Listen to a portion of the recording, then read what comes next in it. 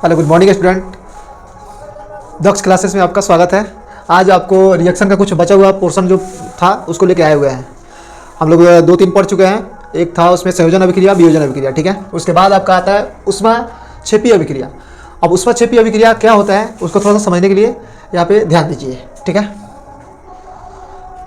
जैसे डिफिनेशन यहाँ पे दिया हुआ है, जिस रासायनिक अभिक्रिया में प्रतिफल के साथ साथ ऊष्मा ऊर्जा भी निकलती है उसे ऊष्माक्षेपी अभिक्रिया कहते हैं। अब इसमें आपका एक वर्ड आ रहा है प्रतिफल, ठीक है। अब प्रतिफल और अभिकारक क्या होता है इसको समझना बहुत जरूरी है, नहीं तो डिफिनेशन के साथ साथ समझ में नहीं आएगा कि प्रतिफल क्या होता है, अभिकारक क्या होता है, ठीक है। तो मैं यहाँ पे थोड़ा सा बता देता हूँ। जैसे देखिए, जब कोई भी अगर रिएक्शन होता है, जैसे हम एक ले लेते हैं कुछ भी H2 + Cl2, इधर बन गया तुम्हारा HCl, ठीक है। तो ये होता है प्रतिफल, इसको क्या बोलते हैं, प्रतिफल। ये होता है तुम्हारा अभिकारक, ठीक है। अभिकारक जब रिएक्शन करते हैं ना तो इसमें दो पार्ट आपका जरूरी होता है। अभिकारक क्या होते हैं, दो मिल करके रिएक्शन करते हैं, रिएक्शन करके जो नया प्रोडक्ट बनेगा उसको प्रतिफल कहते हैं, ठीक है। अब इसमें देखिए कह रहा है अभिक्रिया यहाँ पे डिफिनेशन में, जिस रासायनिक अभिक्रिया में प्रतिफल के साथ साथ ऊष्मा ऊर्जा भी निकलती है, ऊष्मा ऊर्जा, ठीक है। तो प्रतिफल कौन है आपका, ये वाला है, ठीक है। इधर वाला क्या हो गया, अभिकारक, ये हो गया प्रतिफल। अब इसमें इसके साथ साथ ऊष्मा ऊर्जा भी निकलेगा, क्या निकलेगा, ऊष्मा ऊर्जा। तो जहां भी अभिक्रिया में आपको प्लस ऊष्मा दिखाई दे तो समझिएगा क्या है, ऊष्माक्षेपी अभिक्रिया। ऊष्माक्षेपी यानी ऊष्मा उसमें से निकलेगा, ठीक है। और जहां शोषी का बात होगा उसमें अवशोषण करेगा, ठीक है। जहां शोषी बोलेगा वहां पे अवशोषण करेगा, और जहां छेपी कहेगा वहां पे समझिएगा निकलेगा, यानी प्रतिफल में ऊष्मा प्लस रहेगा, और जहां ऊष्मा शोषी होगा वहां पे क्या होगा, इसमें अभिकारक में क्या होगा, आपका ऊष्मा साथ में रहेगा, ठीक है। चलिए तो देखिए यहाँ पे ये आपको क्लियर हो गया ऊष्माक्षेपी अभिक्रिया। अब इसका यहाँ पे देखिए ऊष्माशोषी अभिक्रिया, जिस रासायनिक अभिक्रिया में ऊष्मा ऊर्जा का अवशोषण, दो बार डिफिनेशन हो गया इसका। जिस रासायनिक अभिक्रिया में ऊष्मा ऊर्जा का अवशोषण है, जिस रासायनिक अभिक्रिया में, थोड़ा सा इसमें मिस्टेक है, देखिए ऊष्माशोषी अभिक्रिया, जिस रासायनिक अभिक्रिया में ऊष्मा ऊर्जा का अवशोषण होता है, ऊष्मा ऊर्जा का अवशोषण होता है, वह ऊष्माक्षेपी अभिक्रिया कहलाती है, ऊष्माशोषी अभिक्रिया कहलाती है, ठीक है। अब ऊष्मा ऊर्जा जैसे मान लीजिए आपका क्या हो गया, अभिकारक हो गया, तो अभिकारक के साथ साथ ऊष्मा आपका मिक्स रहेगा इसमें, ठीक है। तो इसको क्या कहेंगे हम, ऊष्माशोषी अभिक्रिया, यानी ऊष्मा का शोषण हो रहा है यहाँ पर, प्रतिफल में ऊष्मा नहीं रहेगा, जहाँ प्रतिफल में ऊष्मा रहेगा उसको ऊष्माक्षेपी अभिक्रिया कहेंगे, ठीक है। अब यहाँ पे थोड़ा इसका कुछ नोट है, इस पर ध्यान दीजिए, ठीक है। ऊष्माक्षेपी अभिक्रिया के लिए समीकरण के दाईं ओर प्लस ऊष्मा तथा ऊष्माशोषी अभिक्रिया के लिए समीकरण के बाईं ओर प्लस ऊष्मा लिख दिया जाता है, ठीक है। यानी आपको समझने के लिए यहाँ पे नोट मैंने लिख दिया हूँ अलग से, ताकि आपको इक्वेशन देख करके समझ में आ जाए। ये होता है आपका कौन सा, दाईं ओर, इधर होता है बाईं ओर। तो देखिए यहाँ पे ऊष्माक्षेपी अभिक्रिया के लिए समीकरण के दाईं ओर, ध्यान दीजिएगा, दाईं ओर प्लस ऊष्मा, ऊष्माशोषी अभिक्रिया के लिए समीकरण की बाईं ओर प्लस ऊष्मा रहता है, ठीक है। तो मेरे ख्याल से ये दोनों अभिक्रिया आपको समझ में आ गया होगा। अब नेक्स्ट इसके आगे वाला अभिक्रिया मैं आपको लेके आ रहा हूँ। देखिए अब आता है एक उभय विस्थापन अभिक्रिया, ठीक है। उभय विस्थापन अभिक्रिया का डेफिनेशन थोड़ा देख लीजिए। उभय विस्थापन अभिक्रिया या आदान प्रदान करके दो नए यौगिक का निर्माण करते हैं, ठीक है। उभय विस्थापन मतलब एक आदमी, और जैसे यहाँ पे देखिए एग्जाम्पल में देखिए, देख रहे हैं यहाँ पर XY + AB, ठीक है। अब ये अपना स्थान क्या करेंगे, परिवर्तन करेंगे, ठीक है।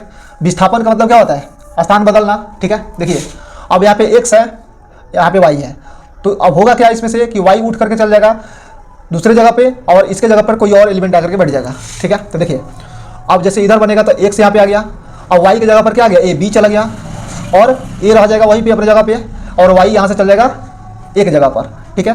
यानी अपना स्थान क्या किया, परिवर्तन किया, यानी अपना स्थान को विस्थापित कर दिया। तो इसको हम क्या बोलेंगे, उभय विस्थापन अभिक्रिया, ठीक है।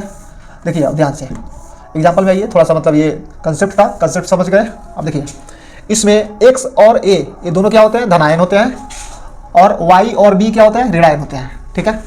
अब यहाँ पे देखिए ये सोडियम क्लोराइड है, ये आपका सिल्वर नाइट्रेट है, ठीक है।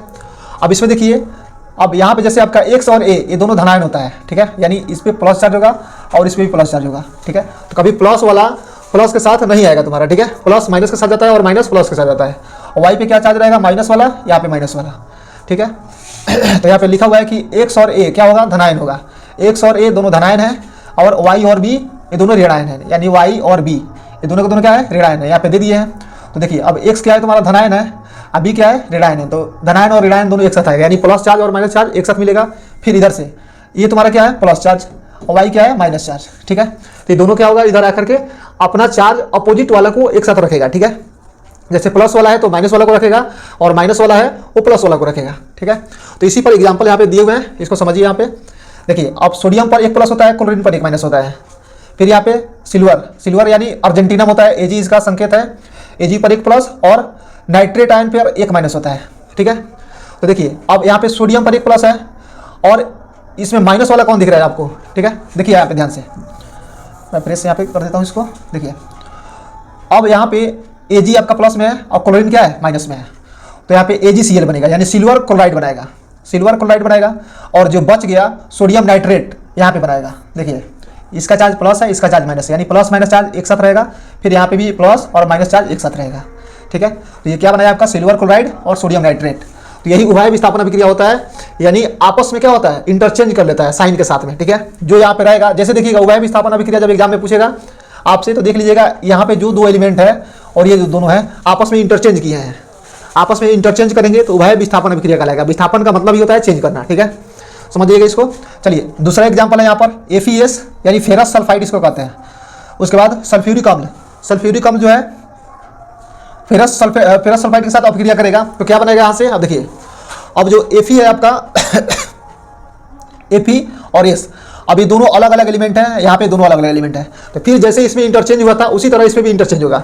अब Fe के साथ आपका क्या हो गया SO4 आकर जुड़ गया, ठीक है। Fe पर प्लस होता है, SO4 पर माइनस चार्ज होता है, ठीक है। तो ये प्लस वाला माइनस चार्ज के साथ यहाँ पे जुड़ जाएगा। फिर अब H2 और S, तो हाइड्रोजन पे क्या ले लेंगे प्लस चार्ज और सल्फर पे माइनस चार्ज, ठीक है। तो ये आपस में आकर के फिर यहाँ पे जुड़ गया।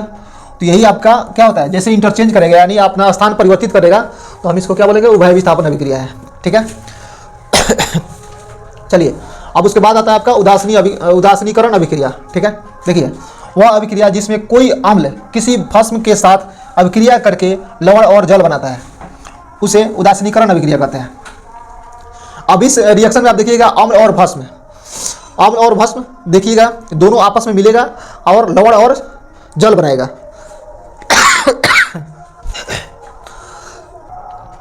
अम्ल और भस्म मिलेगा तो लवण और जल बनाएगा, ठीक है। देखिए अब यहाँ पे HCl है, यहाँ पे सोडियम हाइड्रोक्साइड है, ठीक है। एक होता है तुम्हारा अम्ल, ये हो गया भस्म।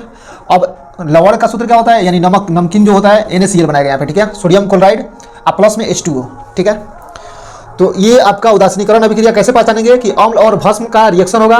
अब प्लस में आपका इधर प्रतिफल में क्या बनेगा सोडियम क्लोराइड यानी लवण बनेगा और जल बनेगा साथ में, ठीक है। आशा करता हूँ कि ये आपको समझ में आ गया होगा। चलिए अब नेक्स्ट पॉइंट इसमें हम बताने वाला हूँ आपको। एक देखिए सबसे इंपॉर्टेंट अभिक्रिया रेडॉक्स अभिक्रिया, ठीक है। रेडॉक्स अभिक्रिया दिख रहा है जिसको हम लाल बैल अभिक्रिया के नाम से भी जानते हैं, लाल बैल। अब देखिए लाल बैल कहां से आता है, जैसे रेडॉक्स,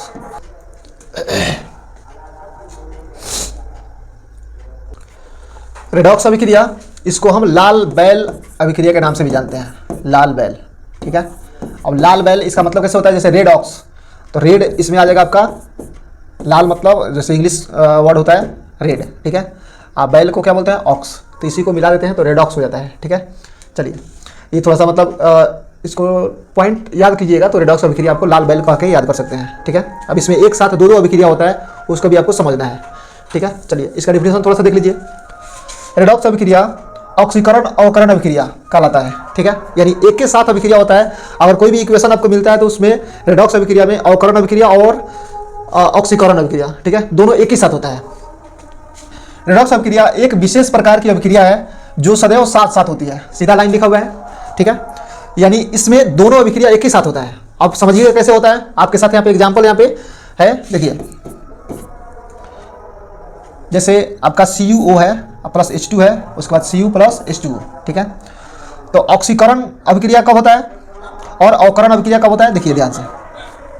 ऑक्सीकरण क्या होता है, जिसमें ऑक्सीजन का निष्कासन होता है, यानी ऑक्सीजन यहाँ से हटेगा, ये ऑक्सीजन दिख रहा है, जब ये रिएक्शन होकर के जाएगा तो यहाँ से इसका स्थान खत्म हो जाएगा, ठीक है। जैसे यहाँ पे O है ना, तो रिएक्शन के बाद इसको देखिएगा तो O नहीं रहेगा, तो यानी यहाँ पे क्या होगा ऑक्सीजन का निष्कासन होगा। जैसे यहाँ पे लिखा हुआ है ऑक्सीजन का निष्कासन, यानी ऑक्सीजन यहाँ से हट जाएगा, ठीक है।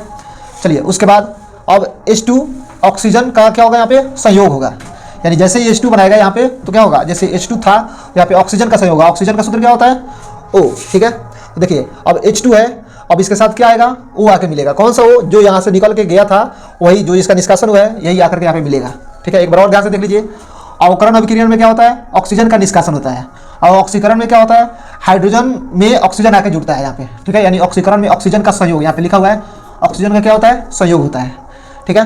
ये ध्यान दीजिएगा, इस पे दोनों अभिक्रिया साथ साथ होती है। या ऐसे आपको एग्जाम में क्वेश्चन पूछ देगा कि ऐसा कौन सा अभिक्रिया है जिसमें दो अभिक्रिया एक साथ होती है, जैसे ऑक्सीकरण और अवकरण अभिक्रिया किसमें एक साथ होती है, तो आप सीधे देख लीजिएगा रेडॉक्स अभिक्रिया है, ठीक है। और उसके बाद एक और इंपॉर्टेंट पॉइंट है यहाँ पर, भोजन का पाचन कौन सी अभिक्रिया कहलाती है, डायरेक्ट 1 नंबर का क्वेश्चन आता है, तो आप याद कर लीजिएगा अपघटन अभिक्रिया, ठीक है। भोजन का पाचन कौन सी अभिक्रिया है, अपघटन अभिक्रिया, बहुत बार पूछा गया एग्जाम में, इसको नोट कर लीजिएगा। नेक्स्ट टॉपिक इसमें आपके लिए आता है ये वाला,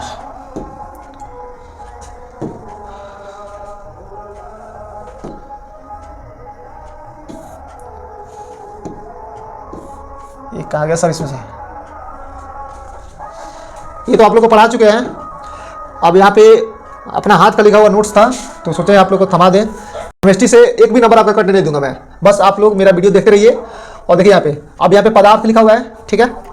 पदार्थ का यहाँ पे आपको बताना है इसका, इसमें कभी दिया है आपका, जैसे आप पदार्थ है इसमें उपस्थित अम्ल हो गया, ठीक है। अब जो आपका यहाँ पे संतरा दिया हुआ है, ठीक है, संतरा में कौन सा अम्ल पाया जाता है, सिट्रिक अम्ल, ठीक है। संतरा में कौन सा अम्ल पाया जाता है, सिट्रिक अम्ल, ठीक है। किसमें, संतरा और नींबू में, दो चीज दिख रहा है, यानी खट्टा जो पदार्थ होता है उसमें सिट्रिक अम्ल पाया जाता है। अब सेव जो होता है, सेव, उसमें मौलिक अम्ल पाया जाता है। इमली, इसमें टार्टरिक अम्ल पाया जाता है। और सिरका में एसिटिक अम्ल पाया जाता है। ये डायरेक्ट क्वेश्चन आपको ऑब्जेक्टिव में पूछ देता है कि बताइए नींबू का रस में कौन सा अम्ल पाया जाता है। तो अगर आप यहाँ से याद करके नहीं जाइएगा तो फिर किसी के कॉपी देखने का नौबत आ जाएगा। तो इससे अच्छा है कि आप याद करके रहिएगा ना, तो किसी और को बताइएगा, तो आपकी तरफ से किसी का हेल्प होगा, नहीं तो फिर आपका जाएगा नंबर, तो कोई नहीं बचाने वाला आएगा वहाँ पे फिर। चलिए फिर उसके बाद देखिए सिरका में क्या, एसिडिक अम्ल है। दही में लैक्टिक अम्ल है, ठीक है। टमाटर में ऑक्जेलिक अम्ल है। अमाशय रस में हाइड्रोक्लोरिक अम्ल है। उसके बाद आपको देखिए, अब चाय जो होता है ना, चाय का जो पत्ती आता है बन करके, उसमें कौन सा अम्ल पाया जाता है, टैनिक अम्ल, ठीक है। विटामिन सी में एस्कॉर्बिक अम्ल है।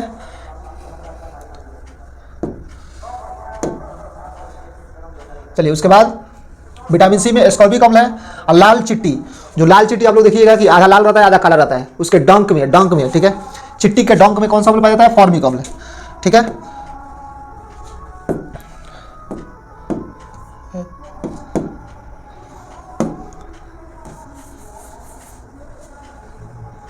लाल चिट्टी में फॉर्मिक अम्ल पाया जाता है। उसके बाद अब यहां से ध्यान दीजिएगा, पदार्थ और पीएच मान, ठीक है। पीएच मान देखिए यहाँ पे, अमाशय रस का पीएच मान कितना होता है, 1.0। नींबू के रस का पीएच मान कितना होता है, 2.5। सिरका में कितना होता है, 3.0। टमाटर में 4.1। और पसीना, जो काम करते समय शरीर से पसीना निकलता है, या तुम लोग पढ़ता होगा गर्मी के समय में तो माथे से पसीना पूरा टपकता होगा, ठीक है। तो उसका क्या होता है, पसीना का 4.5। अम्ल वर्षा 5.6। पेशाब 6.0। दूध का पीएच मान 6.5। शुद्ध जल का पीएच मान 7। और आंसू का 7.3। आँख से जो आंसू टपकता है, आँख से छलका आंसू जा छलका शराब में। चलिए खून का पीएच मान 7.4। पीत का 7.5 से लेके 8.8 तक। चुन्ना जल का पीएच मान 11.0, ठीक है। उसके बाद आपका यहाँ से स्टार्ट होता है रासायनिक सूत्र, तो ये आप लोग को पढ़ा चुके हैं पिछले क्लास में, बस आप लोग रिवीजन कर लीजिएगा, पीडीएफ के तौर पे यहाँ पे चला गया है। तो आज के लिए इतना ही, बाकी आप लोग वीडियो को देखते रहिए, रिवीजन होते रहेगा। दक्ष पॉइंट में आपका स्वागत है।